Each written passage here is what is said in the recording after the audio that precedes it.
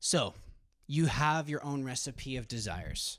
You're on the adventure of life. You're on the path. You're trying to find the treasure. You're trying to find the best answers for your desires. Or at least you're now becoming aware of that and want to do that. But you don't know how to do that. You don't know actually how to follow that path to the treasure. Well, there's good news for you. The path to the treasure, the shortest path to the treasure for every desire fulfilled, is self-mastery. Self-mastery is the way. There's always more you could be, and there's more clarity to where the treasure is, because we're all trying to search for the treasure. We're all trying to find the answers to our desires. Here is basically how to think about fulfilling your desires when it comes to the different qualities of self-mastery. There's 3 ways you can fulfill your desires, and it takes certain kinds of practices or virtues to be able to do that. So the first one is distraction. When your desire is raging hard and you're like, man, we'll use the example from the last video, someone you can't have. I just want to have this person. Distraction uses the energy and the goodness and the intensity of that desire and uses it for good. You put your desire to useful work. Maybe that's going for a run, some exercise, or leaving the room, or talking to someone else, or thinking of something. Maybe you use some sort of like trigger word, or like, right, refocus. That's like my trigger word to remember I need a healthy distraction. Maybe it is that 10 push-ups. The idea here is distraction is doing something with your whole heart. You want to have a plan in place to distract you in the best way so that your desire isn't fulfilled with the wrong answer, but fulfilled in a productive, useful way. You took control over your desire, you mastered it, and used it for good. So that's distraction. A lot of people are probably going to be here in distraction. I know I'm here a lot of the time as well. This first phase of self-mastery. Now, the second phase is actually integration. The idea is you've been practicing distraction. You're really good at it now, and you're trying to wonder if there's a way you could actually fulfill your desires beyond just distracting yourself and depleting the intensity, like getting rid of the energy from it through a run or push-ups or whatever you decide to do. How do you actually fulfill the desire that's within you? Well, we actually need to go through within integration, this second phase. We need to understand that sometimes our desires can actually be filled by just allowing ourselves to feel them fully. If you fully experience your desire, I want someone I can't have, and that's okay. All right, I feel this desire. It's okay to feel it, but now what am I going to do? And this is the important part. Within integration, there's 3 steps, the ACT steps, the ACT step. This is where you act. You want to assess your desire, cultivate the good, and train your response.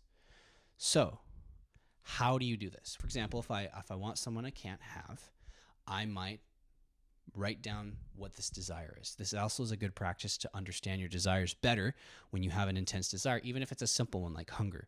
Recognizing, oh, I'm hungry.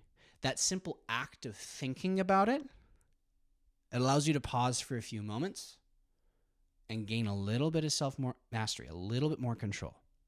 So back to wanting someone I can't have. How do I assess my desire? One of the best ways that I love to do is just come up with a phrase or come up with a sentence or something. I might write it down. That helps me to get clarity if I'm just kind of all befuddled with emotions and the desire's raging. And I might say, I want this person. There we go. I want this person. This is different than imagining all the answers that you could have with this person. That is a different thing entirely. This is simply getting clarity and understanding your desire. We're not trying to imagine what could be because we can't have that. That's not helpful. It's wasting time. It's not productive at all. We want to just focus on naming our desire. Now, if you can't name your desire without automatically thinking, oh, I want this and that, Go to a distraction. That's going to help you. That person that's like, oh man, I just can't get beyond. My brain goes, what? Distraction. You probably need some push-ups right now. You need to get out of your head a little bit and do something with your whole heart. Maybe if you play the drums, you need to just drum it out for a few minutes. You're always going for useful work, useful goodness, finding the best answer for your desire, what you can handle. It's not that I want that person. It's really, I want to love and be loved. Oh, if you even just arrive there and then go to a distraction, an amazing amount of progress. That is awesome. But let's keep going. So we have assess your desire. Now, C is cultivate the good. So now that you understand, oh, I want to love and be loved, you want to cultivate the good. This desire, by the way, to love and be loved, we all have this desire. We all have this desire to love and be loved. It is a great good. It is a great, great good. And it is the adventure of life to find ways, the best way to love and be loved, right? If you learn how to love, you figured it out. And I hope you share that with me. But the idea here is that you want to cultivate the good. So the best way I've found to do this is actually through gratitude and just being grateful for the good parts of your desire. Now, I may have wanted someone I can't have, and I started imagining things. It's like, okay, whoa. What's really going on here? I want to love and be loved. And I'm grateful that I have this desire, and it's such a great good. I am so grateful for that. Wow, the maturity you have right now, just pause. If you were to do that, amazing. You're now beginning the process of understanding that, oh, this is a desire that I have, and oh, it is a great, great good. Awesome. Now that we're there, we're starting this process of gratitude. Keep going. Be like, yes, what am I grateful for? Well, the ability I'm able to recognize that they have some goodness in them. That's amazing. So grateful for that. They're beautiful. They're amazing. And wow, I am able to recognize that. Beautiful. Grateful for that. And what I might do is I might be writing this down.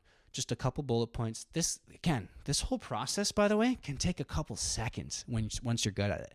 It need not take a long process, though you might, if you're the journaling type, might take some time to walk through this. And again, we're not imagining all the answers that we could have but can't have right now.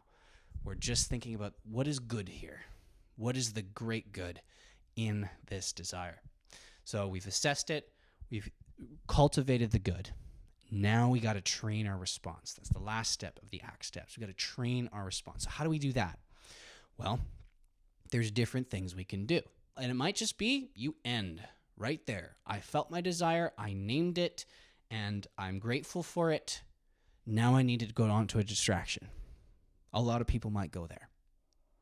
But for the select few that get beyond that spot and are like, okay, what do I do next? I haven't given in to temptation. You have now reached a critical point where you actually can decide if you want to fulfill that desire or not.